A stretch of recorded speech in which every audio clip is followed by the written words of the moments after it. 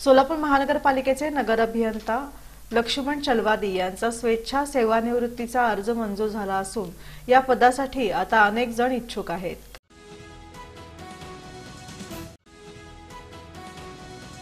सोलापूर महानगरपालिका नगर अभियंता विभागाकडील लक्ष्मण चलवादी यांनी महापालिका आयुक्त यांच्याकडे स्वेच्छा सेवानिवृत्तीसाठी दिनांक 25 ऑक्टोबर 2023 रोजी अर्ज दाखल केला होता।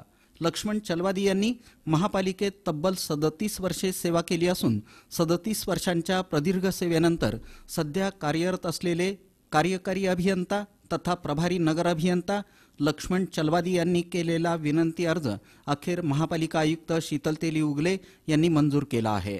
सध्या नगर अभियंता हे पद रिक्त झाल्याने या पदासाठी अनेक जण इच्छुक आहेत।